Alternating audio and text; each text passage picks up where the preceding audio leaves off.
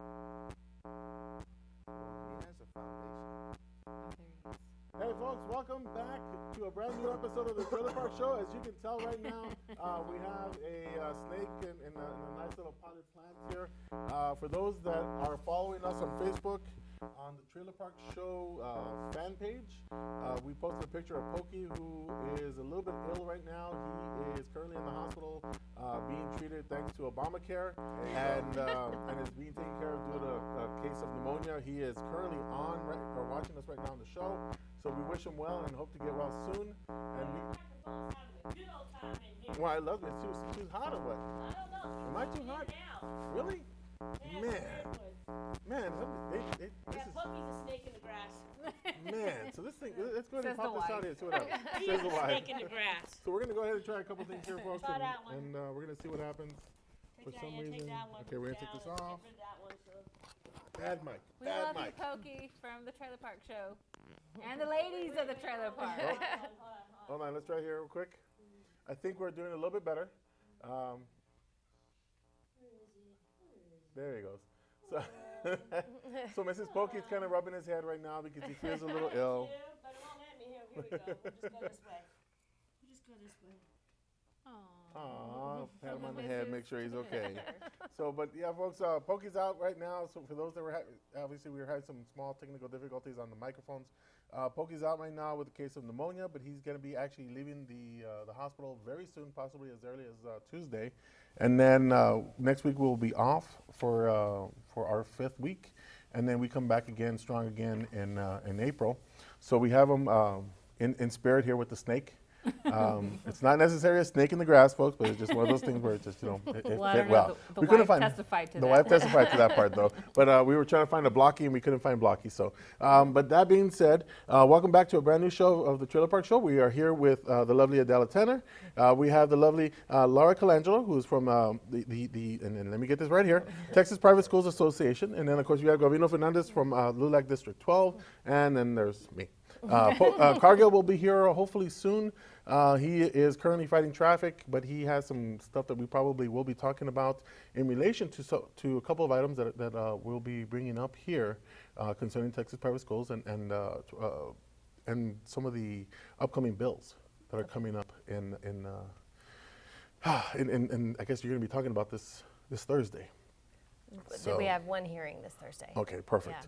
So before we continue on with the introductions, we do want to have Miss Pokey go ahead and move camera 3 again onto this our beloved snake over here, which is Pokey here, and we'd like to go ahead and share one message. This is coming from Pokey himself, and I would try to do it in his voice, but I think I'd hurt myself a little bit more than I can try. I've tried that last week; it didn't quite work out. But on behalf, sprained something. I sprained something really. Yeah, I was having a hard time walking afterwards. But on behalf of Pokey, we would like to congratulate Ted Cruz on his announcement of running for president at 11 o'clock Central Standard Time. Too bad he couldn't do it at midnight.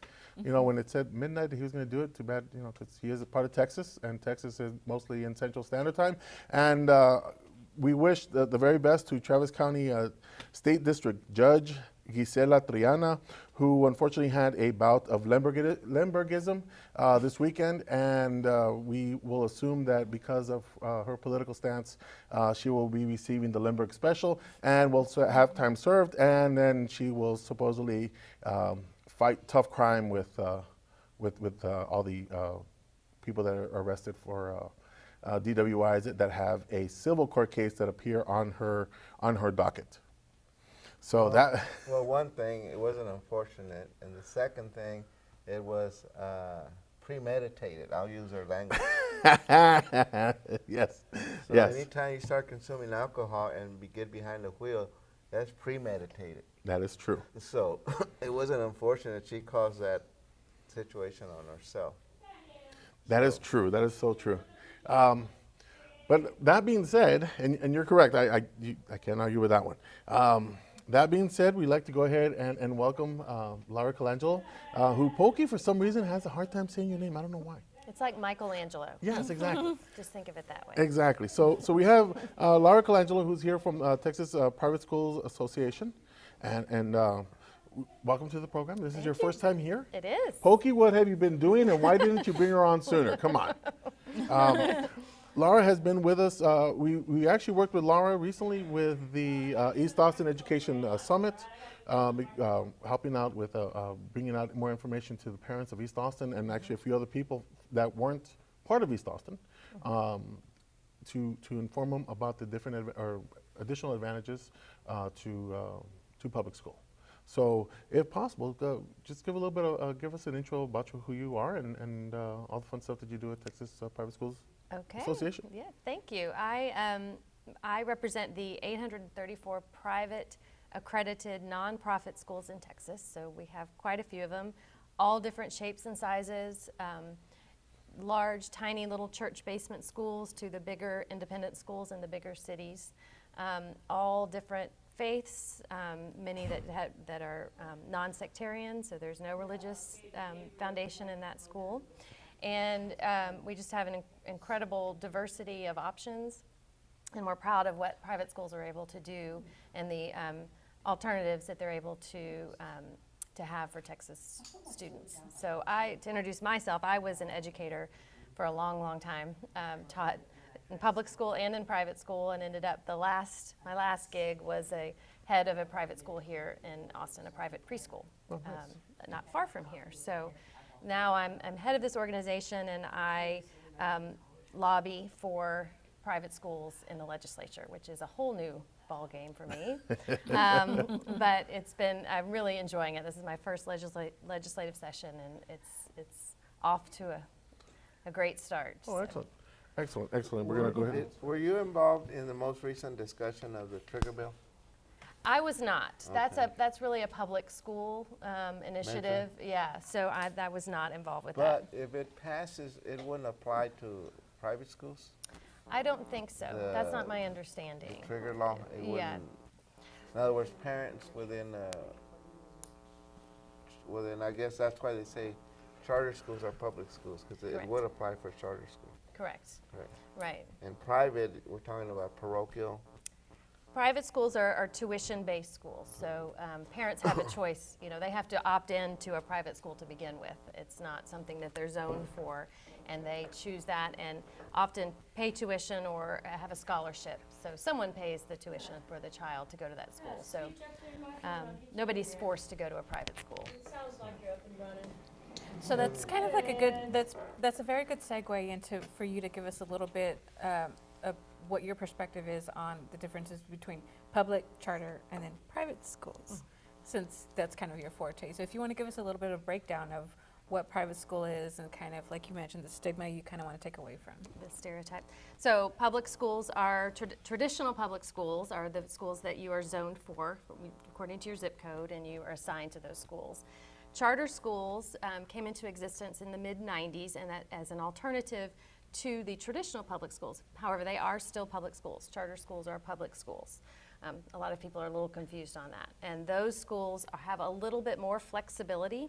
They do still get state funding, most of the state funding that public schools do.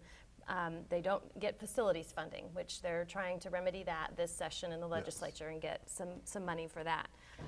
But they do get most of the state funding, and they have a little bit of flexibility in terms of the regulations they have to follow. Not quite as many as public school.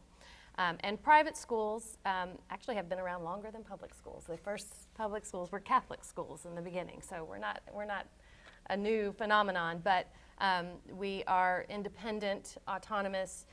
Parents pay, so they're paying their taxes to go to public school, and then they pay on top of that tuition in a private school, because they think that the private school serves their child, the specific needs of their child. Right. So what do you think about homeschooling? Homeschooling, I forgot, that's another option. You didn't mention I know. homeschooling. Thank you, Michael. Yes. Welcome just to the show, came, Michael. and Michael you're like, Michael all right, Cardinal from contribute. Central Texas Gunworks. As we mentioned before, he was taking care of some other stuff and fighting traffic. So It's nice to meet you. Nice to meet you as well. I could not homeschool myself, my children, but I respect those families that do, and it's an option that many Texas families take advantage of. And so homeschooling is considered, under the law, it's considered sort of an unaccredited private school.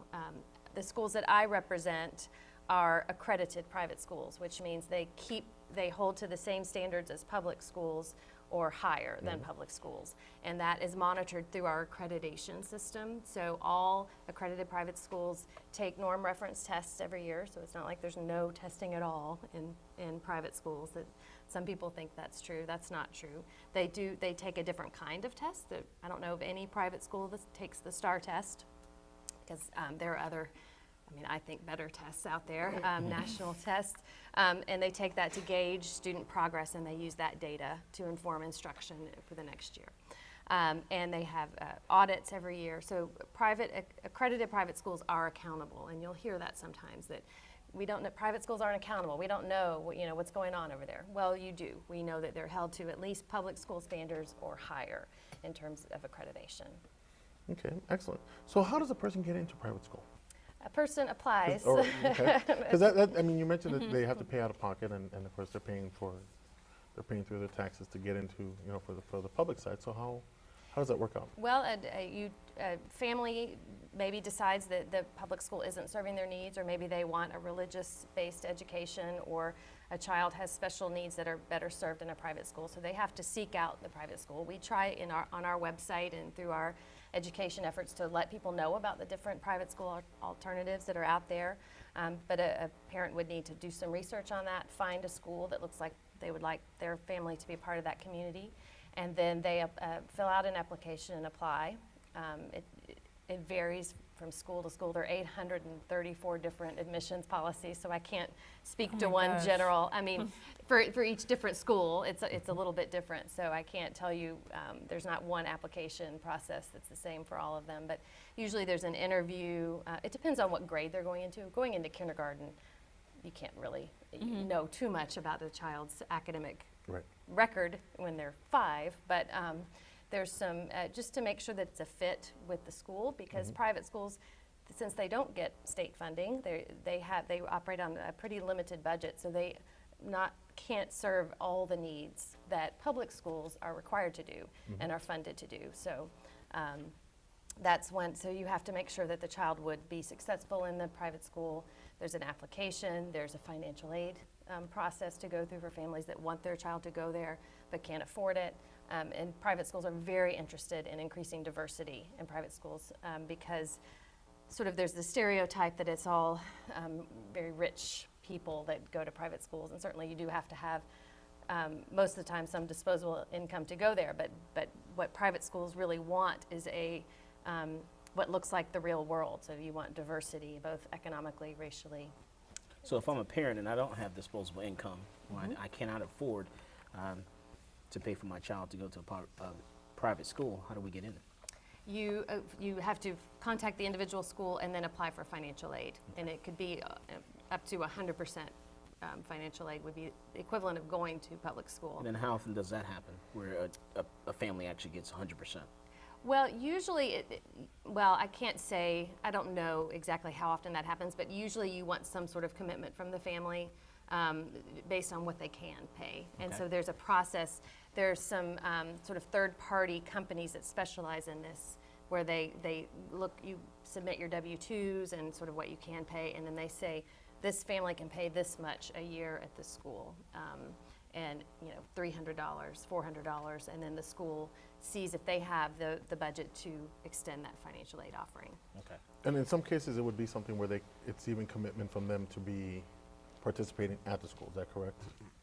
You mean like signing some sort of parent participation? Part of Well, kind of like that part. Barter program. Kind of like a bartering program. Like, for example, I'll give you a case in point. My niece who was dyslexic, she went to a private school in El Paso, and my sister would tell me, as she tried getting me to get my daughter in there, that she had to commit to, I guess, fundraising and do a few other things to help out. So is that kind of similar also? Usually that's not a signed commitment contract, but yes, they encourage parents to help out in that way. I don't know if that's part of the financial aid process or just sort of encouraged in general, in the general population, because it's a community. You're raising money for all sorts of things, different classroom supplies and things. So a lot of times there are additional fundraisers that go on in private schools. Hablas español. Where did you pick Sí. up Spanish? Oh, español. I went to, it was one of my majors in college was Spanish, and I started taking it in 7th grade, went to public school in 7th grade, and I just loved the class, and I was pretty good at it, so I majored in it, and my first job was teaching Spanish in a public school in Houston. Wow. So, yeah, 7th grade at So Lanier Middle School. not only do I have to be careful in my English and writing or speaking, but also in my Spanish. I can write better than I can speak. I can tell you that. After I get used to it, after a while, I was able to speak in the education summit, speak in Spanish. And once you hear it, you kind of get in the swing again. But it's You know, when we did do the education summit, all of us were running back in, so we never really got back to do a post, if you will, sit down. What feedback did you get in those settings from parents that attended your work sessions? Were they primarily Spanish or English? my workshops, we introduced our workshop in both Spanish and English, but I'd say 90% of the participants wanted it in Spanish. So we ended up That's speaking great. Spanish. That's in great. our workshop. actually. Yeah, it was wonderful. I had a family, I highlighted a family, the Toscano family, who he sent his children to St. Stephen's, which is a private school here in Austin, and he brought his kids. And were you in that workshop? I think I did see him, but like I said, since we were running around, I didn't get to speak to him. Yeah, well, I did speak to him a little bit more at the rally the following Oh, week. that's right, yes. Well, he's just an amazing person and was able to, all of the kids and he and his wife were able to speak in Spanish to the participants. He was a garbage man. He came from Mexico and was a garbage man and was taking the garbage from St. Stephen's and decided that he just loved the school and he was determined to send his children to that private school. And so he scrimped and saved and went in the financial aid process and was able to send all 3 of his kids to St. Stephen's. And they're amazing, talented, very accomplished children. And so they were able to speak to that about the process for private school entrance and financial aid and college financial aid and just sort of what options are out there. And they were really, there were some great questions from the participants, and they were asking things like, how did you learn English so well? I mean, just you could tell that they were really impressed with their story and took some hope and some optimism from what he was able to accomplish in his life. And so he was amazing. And so I try to get him to come and wherever we are to talk to families. It is a very inspiring story, actually, to come and take the American dream from working for the American dream, I guess, so to say. It was, and actually the Univision was there, right?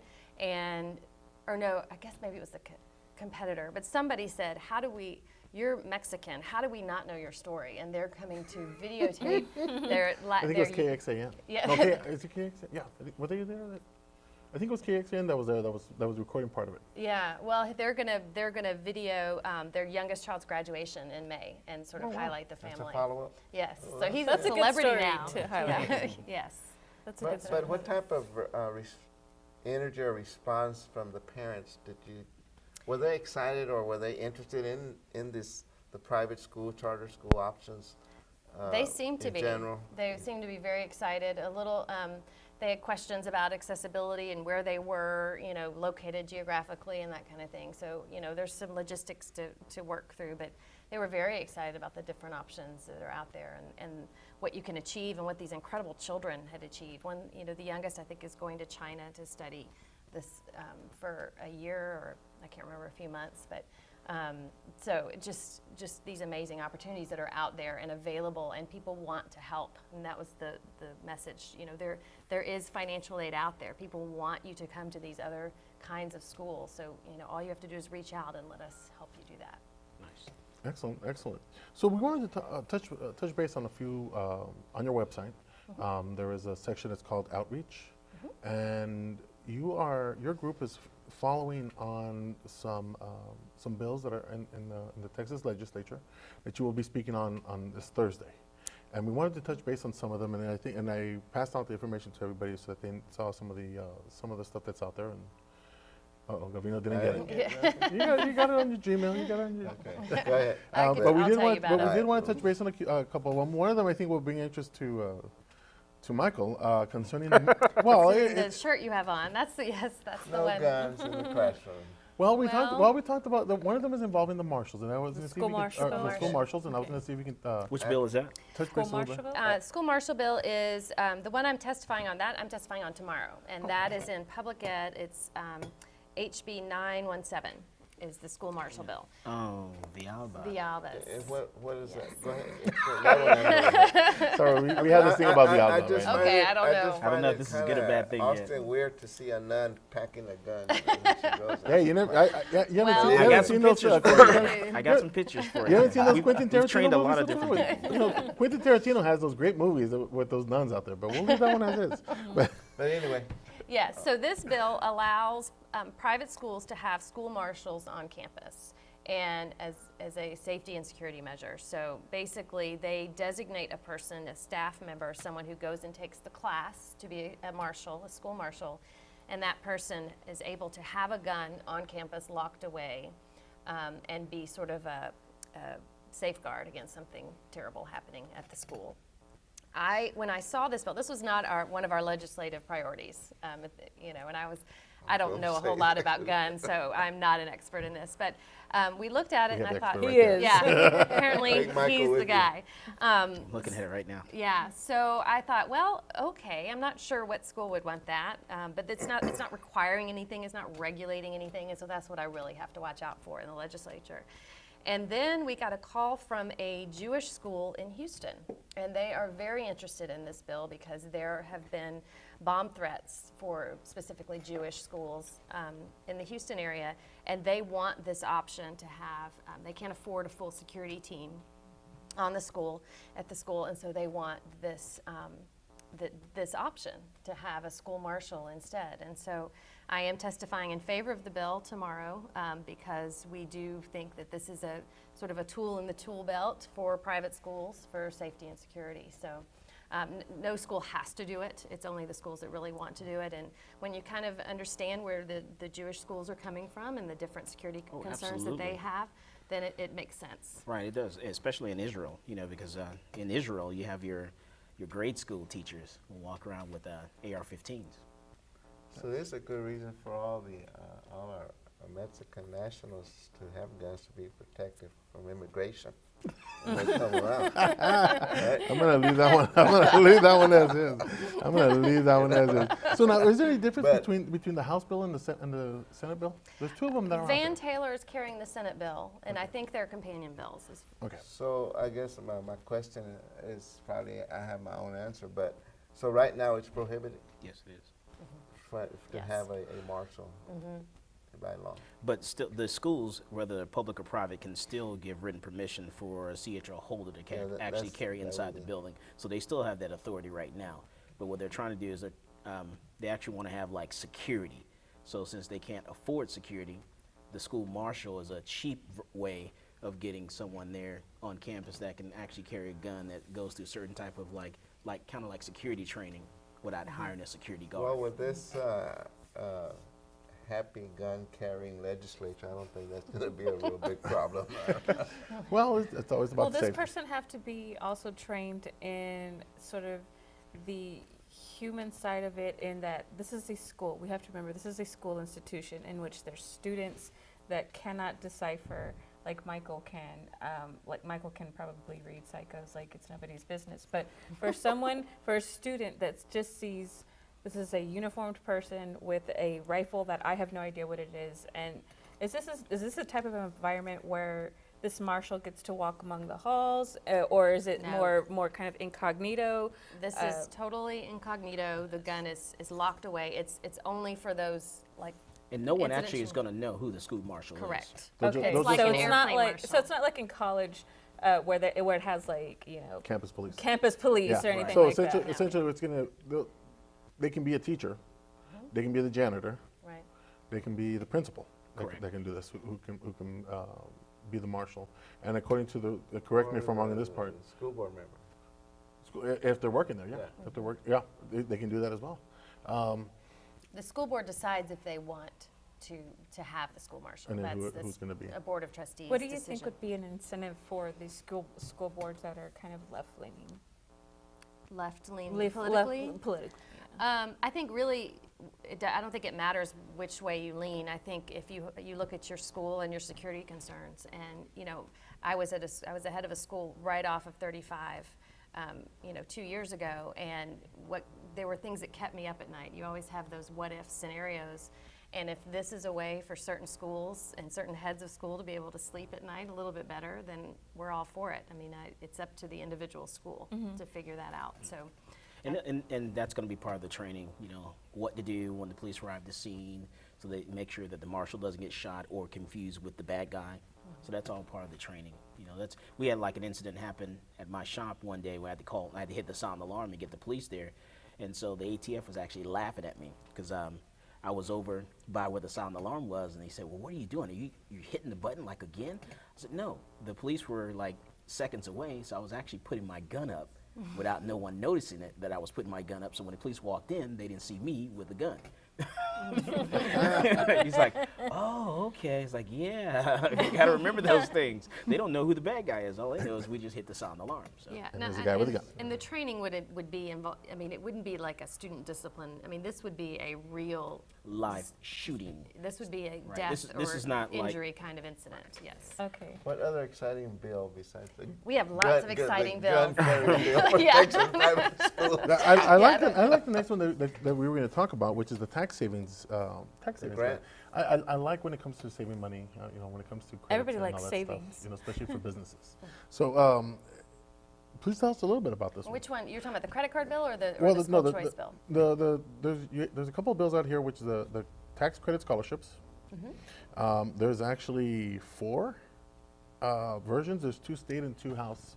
One from Bohac, That's our bill. Yes. Betancourt, and Miller. Bohac and Miller are House bills. We have one from Betancourt, which is involving that one. All 3 of them are you guys are for. Right. And then there's one from Campbell, which you are neutral on. So tell us a little bit about that one. That's kind of, I guess the tax savings grants is a little bit different than the scholarship ones. It is. So- We, while we support the idea of school choice and we're happy that we're having this conversation, the bill that we really, really want as private schools is the tax credit scholarship bill. And that is a bill where businesses donate to a nonprofit scholarship granting organization in exchange for a credit for their margins or franchise tax, which we can talk about that if we want to get in So the weeds on that tax. what exactly does that mean? That means that they would donate to an organization like, for example, the one that's in existence right now is called Hope for the Future in San Antonio. It gives scholarships to families that want to go to Catholic school, but they can't afford to go to Catholic school. So that is an organization. So if my company, you have to have $1 million in revenue to have a margins tax. So Central Texas Gun Works. So yes, so your franchise tax. So if you say I want to donate for this, I want to donate to this. I believe in Catholic education or whatever kind of education. I want to donate, and it's an incentive to donate. So you get a credit on your franchise business tax. tax, your franchise wow. tax to do Okay. that. Is So it it's equal, private like, money. is it- It's 50%. So you only get 50% credit of what you donated? Correct. Okay, not 100% of what you donated? Correct. Okay. So, but it's basically an incentive to donate. It's private money that goes to a private nonprofit organization, goes to a private school. So it's money that stays out of the general revenue, stayed out of the state, and it's able to basically increase access to our private schools. And Okay. there's a $100 million cap.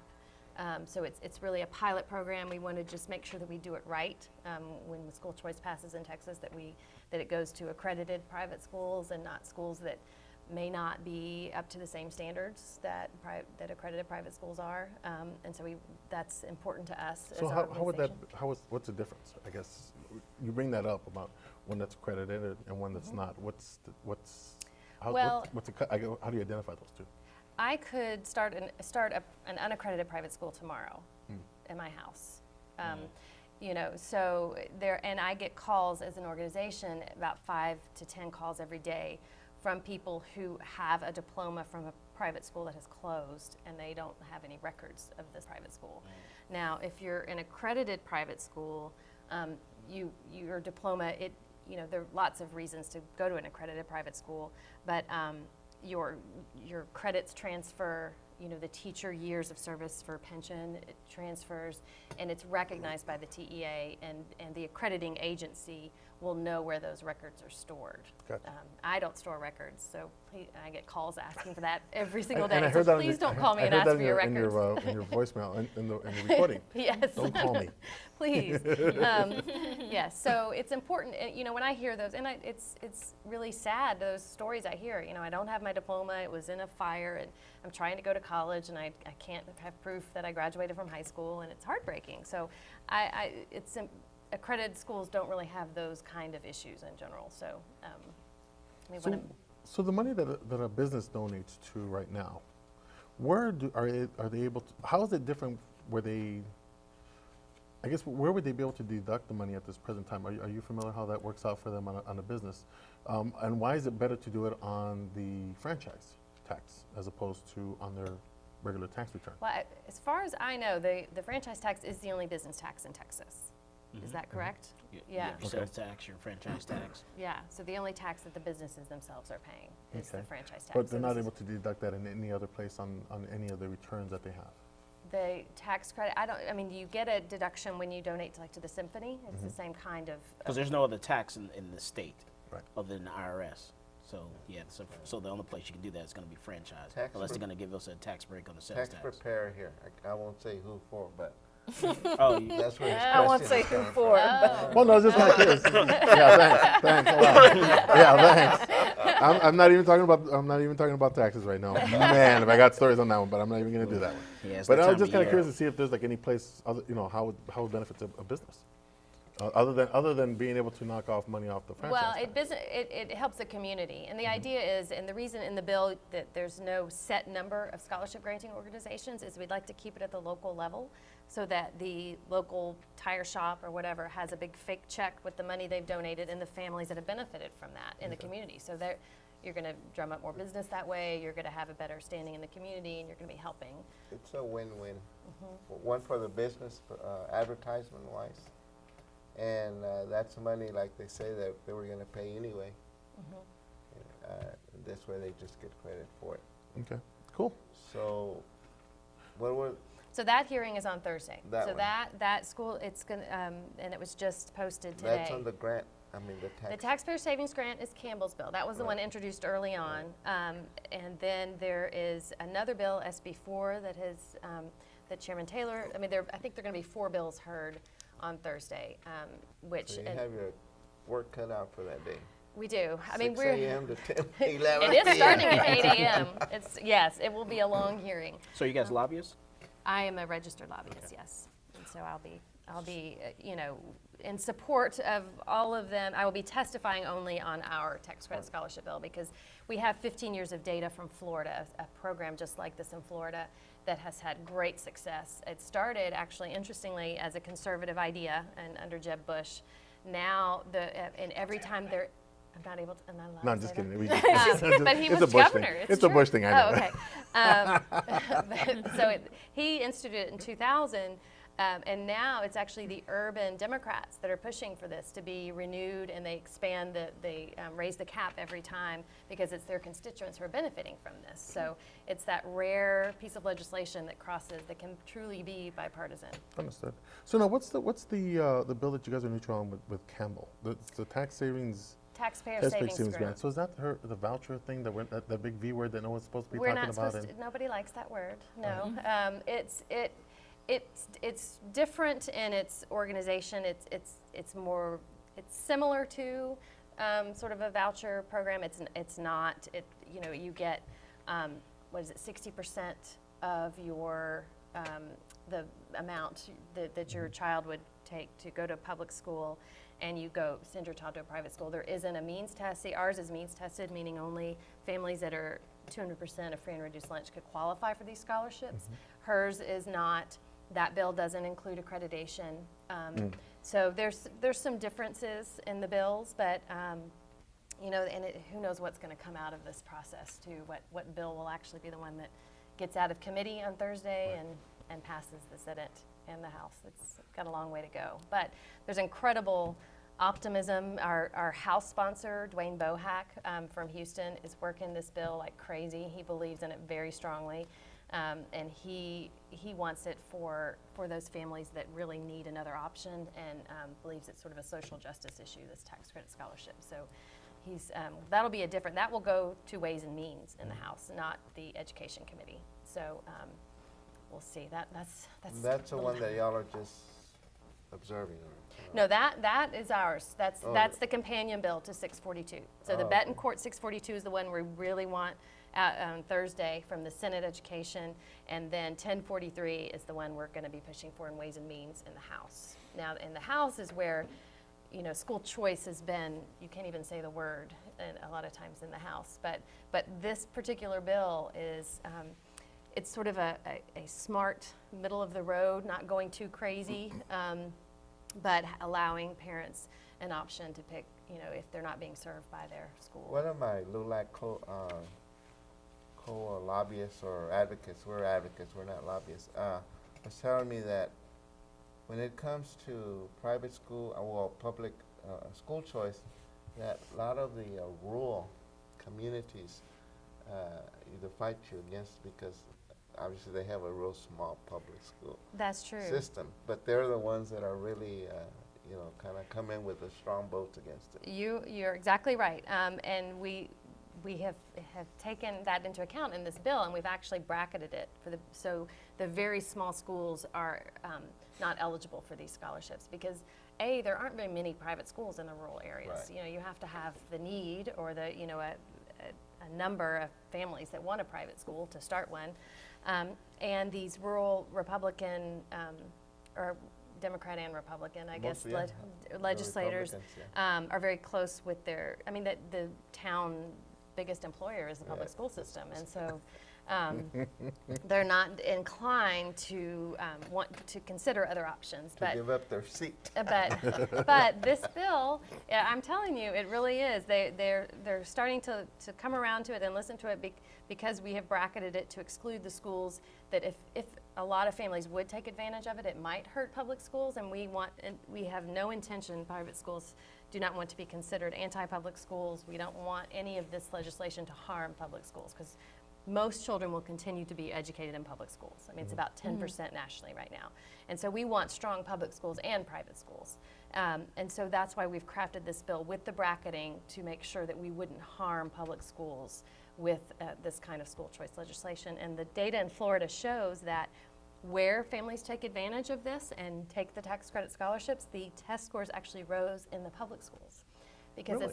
it's not the top kids. If you're a top kid in a public school, why do you want to leave? Right. You're doing really well. So it's the kids that aren't being served, it's sort of the CD students that need another option and go to the Catholic or Episcopal or whatever private school. And so you take those kids out and the test scores go up. So that's why it's seen such great success in Florida and why we've modeled this legislation on that. Excellent, excellent. Now, there's another one that you guys are looking at, which is House Bill 1881 and Senate Bill 1596. House Bill is introduced by Capriglione, Capriglione, yes. Capriglione, and the Senate Bill is Creighton, which is allowing private schools to pass credit card fees to parents as public schools and colleges and universities can do. So tell us a little bit about that, because we shared some emails going back and forth a little bit about this whole thing where I'm like, and it might be for those that are listening and trying to see what's going on, tell us a little bit about that one. Okay, so what this bill is doing is right now, pre-K through 12 private schools are considered a merchant in that you cannot pass along credit card fees for families that want to pay tuition on a credit card. The fees would have to be absorbed into the school budget, which could be up to $70,000 a year. And in a private school, that's a huge chunk of a budget. So what this bill would do would be allow us to have an exemption from that regulation in the same way that public schools do, and public and private universities are able to pass along those fees. So we're basically the only kind of school right now that can't. And so when we do that, parents have the option, if they want to pay tuition with their credit card, they will be notified that they're paying the whatever fee it is that Visa or MasterCard charges, 2 or 3%. So they would pay that fee for the charge for that tuition, and it's not absorbed by the school. And so what's happening now is that a lot of private schools don't allow parents to use credit cards because they can't afford to absorb those fees. So this would actually open up a lot more schools that would allow credit cards to be used, and families are demanding it. A lot of the constituents of our bill sponsors were calling and saying, I want to pay private school tuition on my credit card. It's how I track my expenses. I want the miles, and I can't do it, and that's And, ridiculous. are they, Yeah. and are they aware that they're going to be added? There's going to be an added surcharge to whatever they're paying into, Yes. and Yeah. they're for it. They're for it. They were pushing it. They actually wanted to file it last session and kind of waited too long, and so we picked It was it up this probably session. weighing out the pros and cons, and that's probably something In they're all willing honesty, to I've never do with. seen like the schools that I've taken my daughter to are all public, and I've never seen them do assess a fee, which is when you said that, it was kind of interesting. The colleges that I've went to and the ones that my daughter's currently going to right now, they've never assessed a fee. So that when you said that, I was like, like I have a child in public and private. So when I pay my daughter's lunch, her lunch money online, I pay the credit card fee. wow, So it's that they can pass along for any of those kind of fees. interesting. Yeah. Well, with all this, since school choice is such a hot button right now, I guess I kind of wanted to press a little bit more on what private school options offer, because being a public school person, I don't really know what goes on behind the closed doors of a private school, and a lot of them are Christian-based, and so for parents that are kind of maybe agnostic or kind of maybe Buddhist or something, what do you do for those kinds of parents that want the private school education, they want the smaller teacher-to-student ratio, they want the perks of a private school, but don't have their child, like my child probably will not academically qualify for a private school, in that his grades are not up to par. And a lot of when I was looking in the requirements, my son wouldn't even qualify because of his grades. And so I'm like, okay, well, he stays in public school and we keep drowning until hopefully someone throws us a lifeboat. But there's something appealing about private school for people like me that are stuck in public school, that I want my son to have this extra time from teachers that's boasted on these private school websites. It's alluring. It's very alluring. Private schools are, but then you kind of see when I look at it and I think my son does not he's not an all-star student. He's not an all A student. He's not gonna be maybe even make the waiting list if I'm lucky. What do you tell parents like me who are looking for choices in this hot button of parent empowerment and school choice? What do you do with parents like me? Well, I think there are all different kinds of private schools, and maybe what the ones you've heard about or seen the website for maybe have they have to have all A's. Not all schools are like that. I mean, there are many schools that serve students with special needs, that specifically are for students with special needs. The admission standards vary from school to school. Unfortunately, it's pretty labor intensive to go and figure that out, and find the schools, which is why I hope our website is a resource for people to figure that out. But but there's nothing secret going on behind closed doors in private schools. There are generally smaller class sizes, a smaller student-teacher ratio. Some of the religious schools do incorporate religion into their curriculum, some to more extent than others. So even a type of a Baptist school, one would be much more religiously based than the other. So you can't really say all of them are this way, and same with Catholic schools. So, even if you're not religious, there are religiously founded schools that aren't as religious as you think they are. They're not talking about the religion all through the curriculum. So I would say to parents like you to really to look out there. There are so many different kinds of private schools that I think you maybe sort of have heard the stereotype that you have to be really, really smart to get in and have good grades, but not every school is like that. So what do you think about them? Well, how do they work with kids that are become pregnant? How do Young private mothers, right? Well, in the same way that public schools do, you talk with the parents. Usually, private school parents are part of a community. It's sort of a family-based kind of atmosphere, which is, again, something that's appealing to a lot of people. And it would be something that you would talk with the family about. And Are they able to stay in the private school? I think that varies from school to school. I actually don't have any evidence. I can't think of a school that I know in that situation right now, but Right, I would where imagine, I'm a sure young- there is. young I mean, woman- it happens. Right, comes up pregnant. Yeah, I would imagine that they work something out with the parents and figure out a way to get that child mother, in education. There aren't the daycare centers that you see in sort of in the bigger public schools. There just isn't a need for that in general, but I think with the close relationships that private schools form with the families, that they would figure out something that honors the family, what the family wants to do, and if it's a religiously based school, sort of the morals that are in that particular school. And then what about sex education? How's that addressed in private schools? Well, again, it varies. There are 834 different ways. So I'm just trying to shock Gavino. they do have sex education. Usually, it's communicated very, well. The one that I am a part of, I know that they've had that. Some schools may not, according to, again, their religious philosophy or the mission of the school. But that's communicated very directly with the parents. It's on an individual So school before basis. they cover like condoms and things like that, they would send a letter home or something like that to the parents. And say, The hey, parent, we're gonna and discuss if they this." don't, I bet the parents are up there before the end of that class. Yeah, it's interesting. Guess what we're talking about right now? Yeah. From school choice to sex education. Because it's Thanks, just one of those, Michael. it's just one of those things that has to come up. Question. Private, are parochial schools or parochials or private schools? Private schools, parochial schools are a subsection of the larger private school community. Does that Right. make sense? Parochial schools, and by that you mean Catholic schools. Right. Yeah, so Catholic, there are about 200 and something, 30-ish Catholic schools in Texas, and 834 private schools, including those Catholic schools. Can you tell amongst, like, I don't know how involved you are with the actual student bodies of these private schools, but it seems like on media, on TV, especially teen shows, that there's like the private school kid who's like preppy and like affluent That's and all in comes New from York. money, and then there's the public school kid who's like doesn't even know how to approach the private school kid.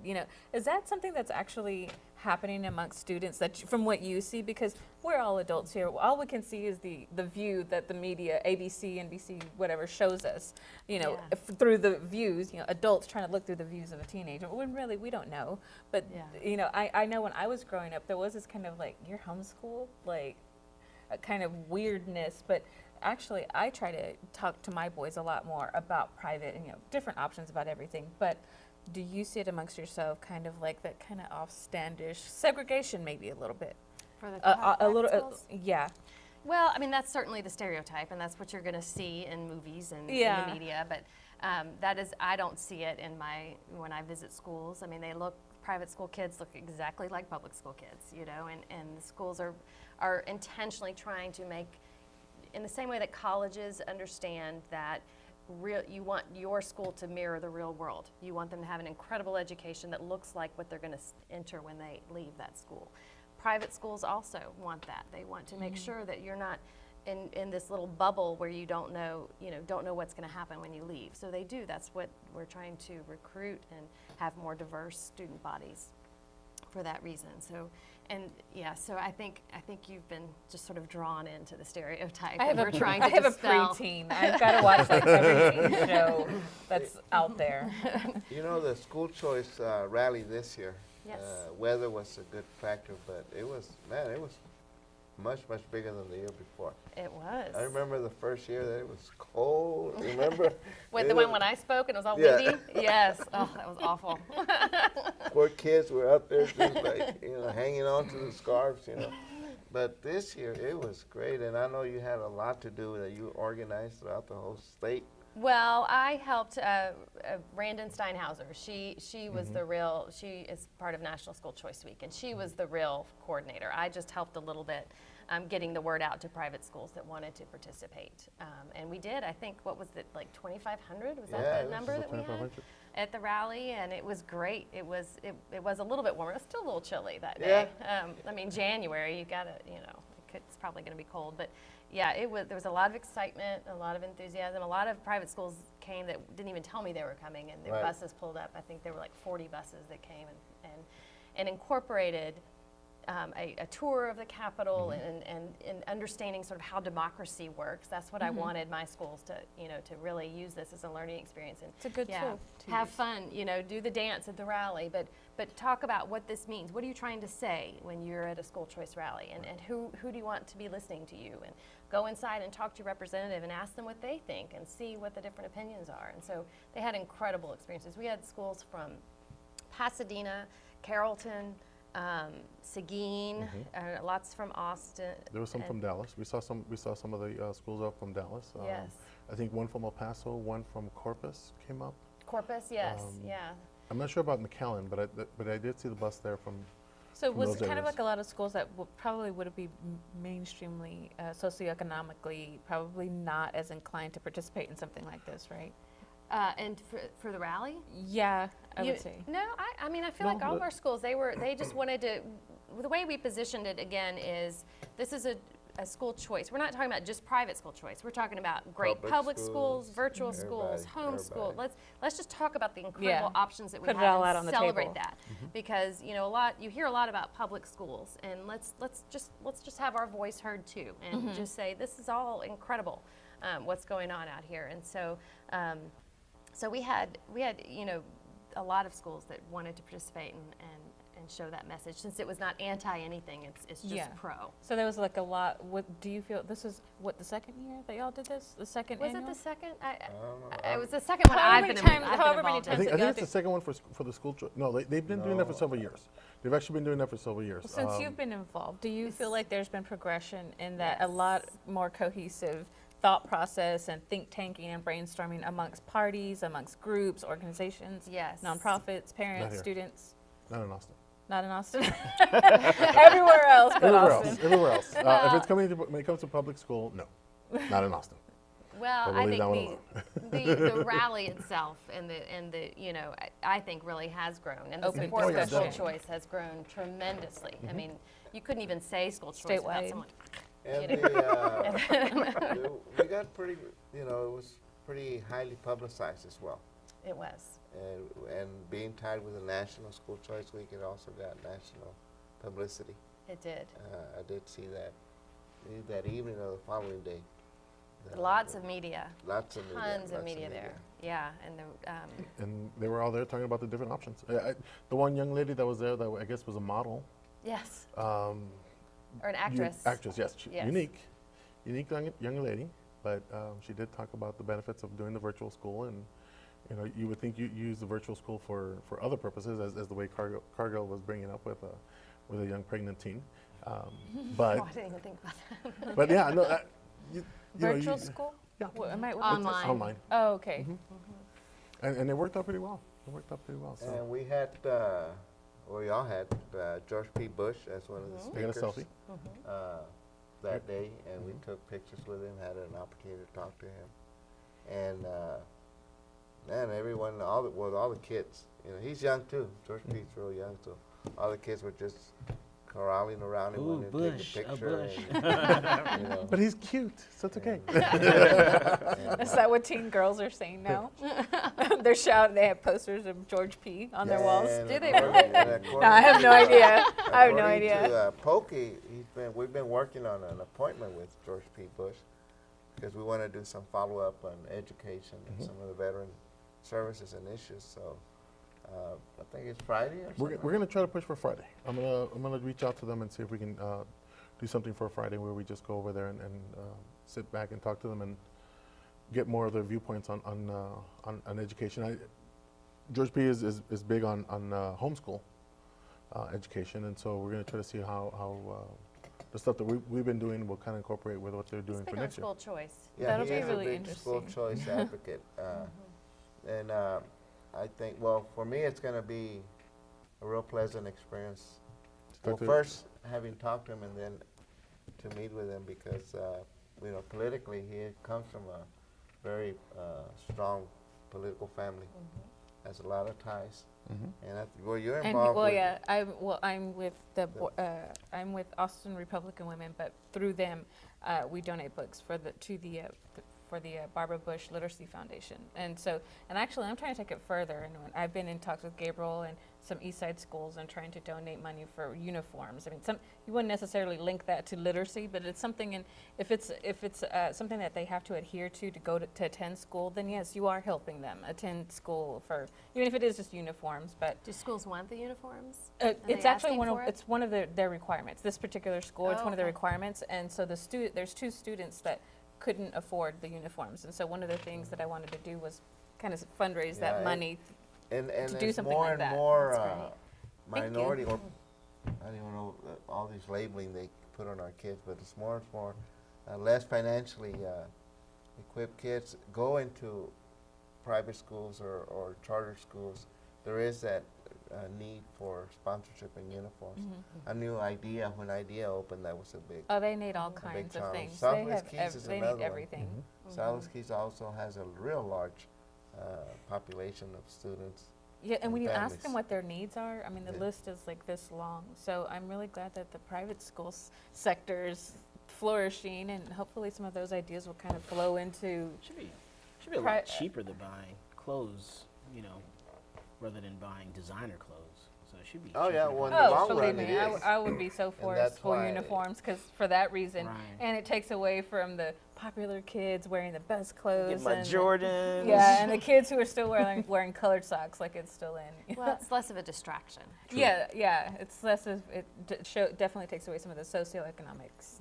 Now, I have a question. One bill that actually concerned me is by Representative Raymond, which is House Bill 2010, relating to public and private school searches of students with parental consent and certain disciplinary measures and other procedures that may arise from such a search. And you have about a minute to answer that question. Okay, well, we actually talked to Representative Raymond, and we're getting private schools out of that bill because we can, as a private school, parents sign a contract. You can already do that. We can already do that. So we don't need to be in statute. You need a for law. that. We Okay. don't. And so, and they understand that, and I think they were just trying to lump us in there. And Just for the fun of it, huh? yeah, and we said, Well, no, thank you. Well, we want to thank Thank you, Laura thank Colangelo you. for being Oh, with us. Well, that went fast. Absolutely. Exactly. Sometimes when you have a really great conversation, boom, just it just flies. flows. I know. You can find her at texasprivateschools.org, also on Facebook, which is Texas Private Schools. Just do a search on there. You'll be able to see the same logo that you see online. We want to thank you again for being here with us. And Pokey, you should have brought her on here a long time ago. And we'll Get better just, soon, we'll just Pokey. need to add something to your cards or whatever. Se habla español. Okay, I will. I will. And don't forget, folks, that every Sunday, come and talk it with Michael Cargill on 1370 AM from 4 to 5:30. I want a printer. I want a virtual print. I want a gun that you guys were talking about at towards the end of the hour with the printer, the digital printer. Oh my goodness, I'm waiting for that one to come up, folks. Am I- It's like and a I'm- show all on its own. I'm a true believer of the Constitution. I don't need a license. Alrighty, folks, we'll see you guys next week or in 2 weeks.